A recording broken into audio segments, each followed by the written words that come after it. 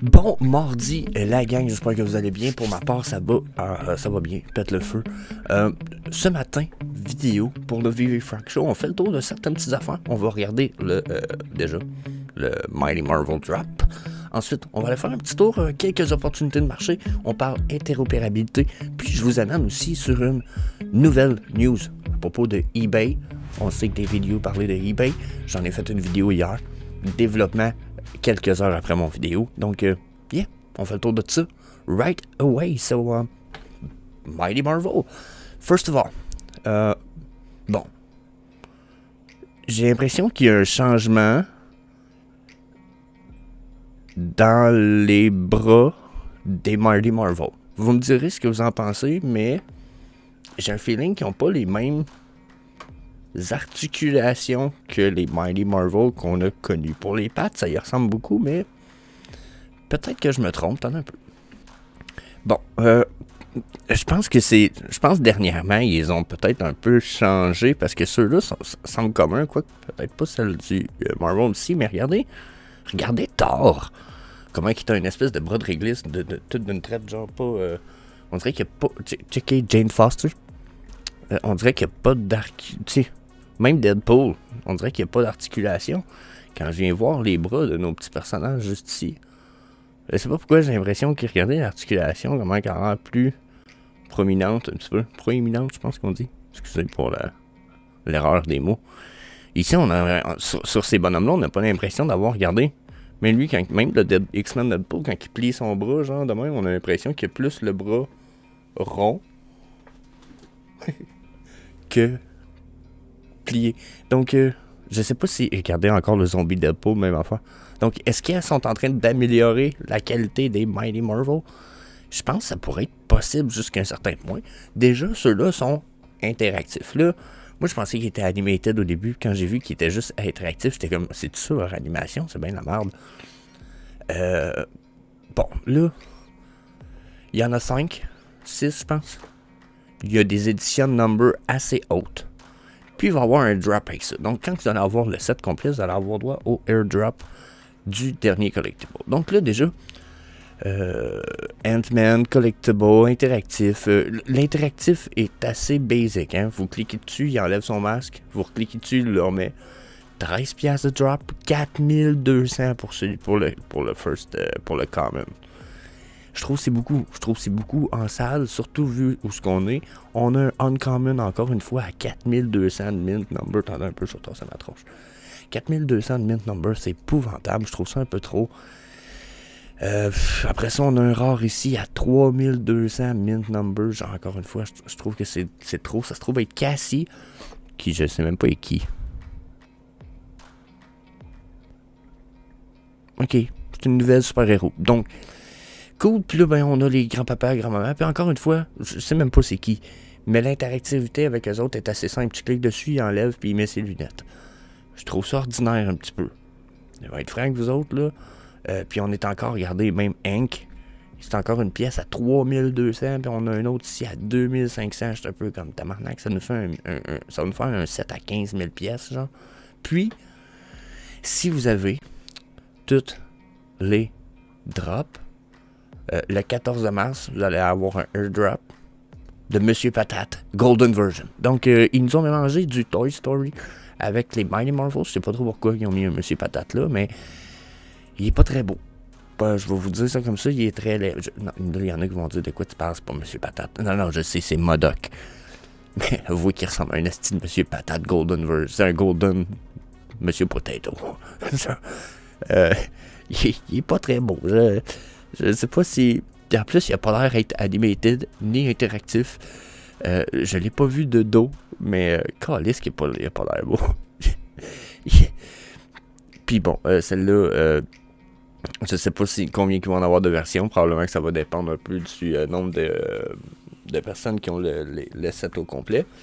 Puisque ça va être ça que d'après moi qui va déterminer le nombre de Mint Edition. Bon, ensuite, premier Mint Edition disponible, ça va être le 41 pour le public. Donc, si vous êtes chanceux, vous avez un numéro 41, de crise de bonne chance, ça vale quand même. Nice. Il y en a 90 qui vont être old pour les VV licensors, les promotions et pour la compagnie de distribution. Donc That's it. Rien de régulier. Je suis vraiment pas surpris du drop. Elles sont vraiment pas fourrades, débiles. Je veux pas dire... La qualité a l'air très belle. Ce que je veux dire par là, c'est que bon, c'est pas très populaire. Ça a beau être un film qui vient de sortir. Ant-Man... Ok, cool. Il y en a beaucoup de Mint Edition. Puis en plus, le airdrop, c'est Monsieur Patap. Ça fit pas vraiment. Genre... On dirait que ça fit pas. Donc, yeah, on va passer au prochain sujet qui est, selon moi, tout aussi intéressant, la gang. Checkez bien ça. Donc, ensuite, on parle un peu interopérabilité, OpenSea. Bon, là, vous suivez mon avis. First of all, OpenSea, pour moi, on va en reparler rapidement plus tard, c'est la pire plateforme ever. Genre, c'est les pires voleurs qu'il n'y a pas. Genre, si vous voulez une plateforme croche, qui roule ses affaires croche, puis qui a dû voler, faire de l'argent épouvantable sur du monde, puis qui rembourseront jamais, puis OpenSea, pour moi, c'est dû à mourir. Par contre, c'était comme les premiers, tu sais, fait qu'ils ont comme leur notoriété, sauf que je pense qu'un jour, ça se peut qu'on les voit se faire planter par d'autres, comme Blur, peut-être Vivi, mais pour l'instant, leur compétition directe, c'est Blur. Donc,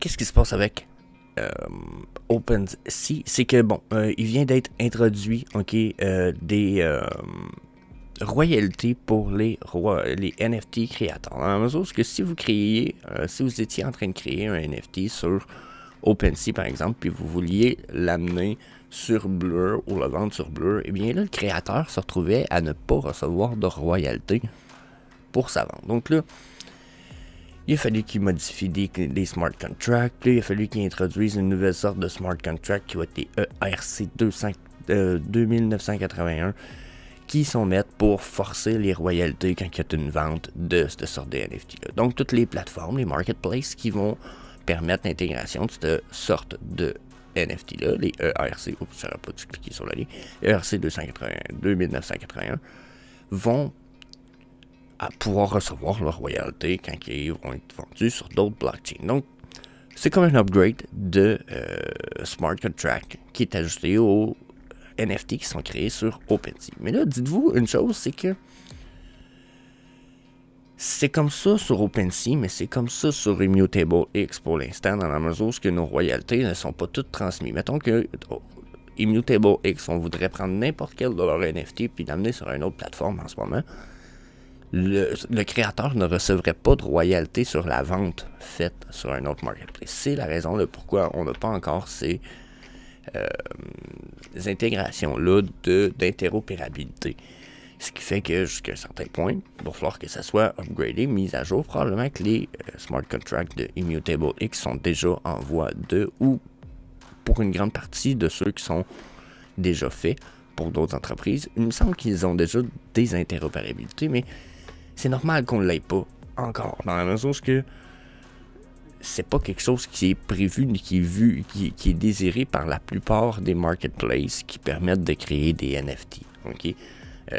Ça a toujours été le but de ceux qui sont sur le marché, des utilisateurs, d'avoir cette interopérabilité-là. Puis pour beaucoup d'NFT, c'est possible en ce moment. Mais il y a beaucoup d'NFT qui, selon la plateforme où ils sont créés, que les royalties ne peuvent pas être transférées d'une blockchain à l'autre. C'est un peu la problématique en ce moment, puis le pourquoi que ça donnerait rien de transférer nos NFT comme, justement, sur une des pires plateformes ever, comme OpenSea. Il y en a qui vont dire, ouais, mais on va vendre à coût de millions. Oui, mais OpenSea permet de créer des copies puis des facsimili-copies tellement aisément que vous saurez peut-être même pas, même si vous faites des vérifications par 2, puis 3, puis 4, puis 12 fois, si vous achetez vraiment un Disney NFT. Pour l'instant, le but, puis David Yu en a parlé, ça va être de s'en aller sur une plateforme beaucoup plus sécuritaire qui est déjà en train d'intégrer ces bases-là à sa création des marketplaces comme le eBay Vault. On en reparlait plus tard, vous allez voir, j'ai déjà fait une vidéo là-dessus, mais on en reparle. Il y a déjà j'ai fait une vidéo là-dessus hier. Puis dans la journée, il y a du progrès déjà sur le eBay Vault. Donc, ensuite, si on reste dans... bien entendu, on reste sur OpenSea, qui est selon moi la pire plateforme ever. Bien là, regardez ce qui se passe depuis...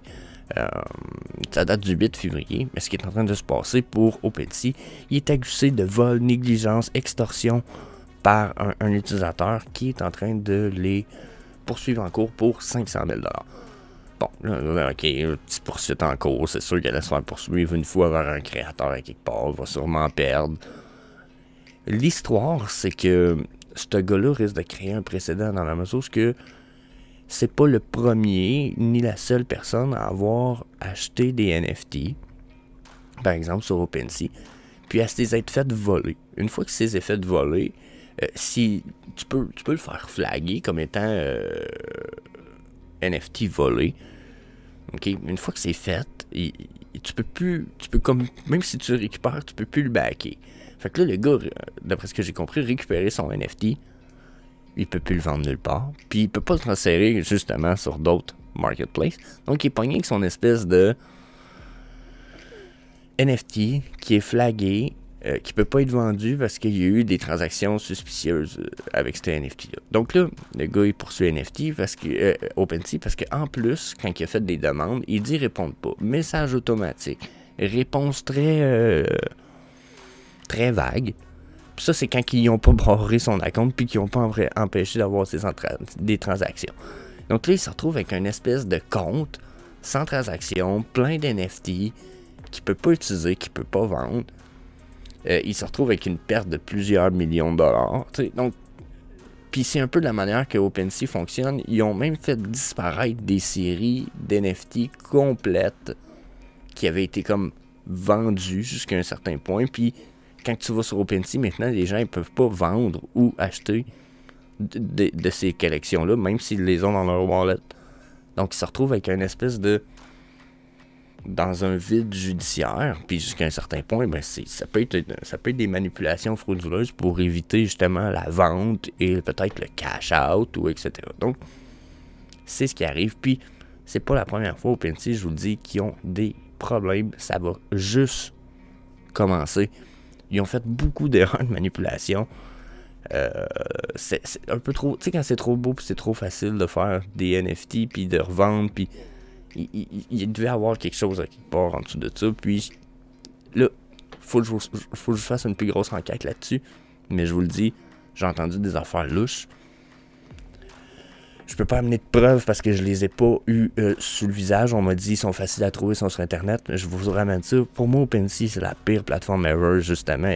Ils se vendaient des rushs à coups de milliards, des milliards de dollars. Moi, je suis sûr qu'il y a du monde qui avait manipulé, acheté leur propre NFT à des coûts super exorbitants pour dire, regardez, ça se vend. Puis ça créait des fausses vagues de vente. Là. Fait que là, les gens achetaient... je prends l'exemple des rushs, c'était peut-être pas un bon exemple, là, mais il y a eu un moment donné, c'était une image d'une rush en 2D, là. Puis c'était juste des... C'était un fond gris, des formes. Vraiment 2D de base, dessin de 3e année sur un paint. Ça faisait tout. Donc, OpenSea, pour moi, a rien de fiable là. Au contraire, on a des bonnes nouvelles. On a des pas mal meilleures nouvelles que ça, justement. On a des vidéos qui nous parlaient de marketplace comme ceux de eBay. Donc, yeah, on a d'autres petites choses à aller voir ensemble. Justement, à propos de eBay. Mais avant d'aller faire un petit tour là-dessus, je veux qu'on parle opportunité du market rapidement avant de finir notre vidéo aujourd'hui. Il y a des opportunités, je pense, encore de ouf. Je pense pas que ce soit nécessairement le James Squeeze de Lamborghini qui a causé ça, mais on est dans des prix réguliers. Je vous sors 3 pièces que je pense qui ont un très bon potentiel encore en ce moment. Puis une de ceux-là qui est nouvelle, en fait. On y va avec R2D2. Le R2D2 172 de floor price. My fucking god, that's fucking good. Je veux dire, je sais que le all-time low est à 159, 160. Pour moi, ça reste super belle pièce. Animated, sound. Je veux dire, tabarnak. Allez en chercher 3, puis aussitôt que vous avez comme, c'est quoi, 172 fois 3, ça vous revient quoi? 300, 500. Aussitôt que vous avez, qui va à 500 gems, vous en vendez un. Celui qui est le plus haut mint. Vous gardez les autres pour le full profit. Donc, super fucking opportunité. Même chose pour Bruce Timm Harley Quinn, la first appearance de Harley Quinn. C'est une pièce qui date déjà de 2021, de 2020, checkez ça. Boom. On est en 2023, tabarnak. 2023, ça veut dire qu'elle commence déjà à prendre de l'âge. Belle pièce. Là, mon avis, encore une fois, on a acheté 3, ça va revenir à quoi, 360. J'attendais que ça monte à 375 de floor price, 380. Vous me vendez la première pièce, puis le reste, c'est juste profit. Donc, dernière pièce, ben c'est des pièces qui viennent de sortir. Ça a sorti tout juste, tout frais, c'est tout neuf. Puis moi, je comprends pas en ce moment. Floor price, release 70, floor price 104. What the fuck? Je veux dire, j'étais sûr que ça allait monter à 200-300, puis je pensais même pas en acheter. J'ai même pris mon 70 gems pour acheter d'autres choses, puis je me dis, j'aurais dû vendre. J'aurais dû, fuck. J'aurais dû acheter ça à la place. C'est pas grave, je suis content de mon achat quand même. Mais quand je vois ça, j'étais un peu comme, oh my god. Juste 100 gems, pour vrai, là. Juste 100 gems, c'est ridicule. 145, 310, mais tu sais, moi, la commune, je la voyais à 310. 310 gems. Donc là, vous voulez mon avis, super opportunity, incredible, fourrette dans la tête. Encore une fois, à ce prix-là, vous en achetez 3. Ça se tente qu'elle monte à 300, vous en vendez une. That's it. Donc, ensuite, dernière news, on s'en va que eBay, j'ai fait un épisode hier, pour vrai. J'ai fait un fucking épisode là-dessus. Je vais travailler, je reviens de travailler. Sur quoi je tombe? Ça ici. OK? Ça se trouve être une image qui nous vient du eBay Vault. Le eBay Vault, c'est quoi? Ben, c'est le OpenSea d'eBay. C'est le VV Marketplace de eBay. OK? C'est quoi qu'il y a juste là? C'est no NFT, ça, tabarnak! What the fuck? Genre, puis comme je vous ai dit, allez voir la vidéo qui va apparaître à la fin de cette vidéo-là aujourd'hui. C'est la vidéo d'hier. J'ai le tilt. Fuck, c'est le tilt. Oh, ça apparaît pas tant que ça. Mais, parce que je suis pas très poilu. Mais, calice. Oh yeah. Fuck. Genre, pour moi, ça, c'est bullish. On m'aurait dit, on a des rumeurs qu'on s'en va sur OpenSea. Fuck. Fuck, ça sera pas bon, ça. On me dit qu'on s'en va sur le eBay Marketplace. What? I like that as fuck. So, yeah, that's it. Si c'est pas déjà fait, ben, je vous invite à fracasser le bouton d'inscription de la chaîne sous la vidéo. Laissez-moi dans les commentaires. Venez nous rejoindre sur le groupe de VV Québec, Discord et Facebook. That's it. Peace.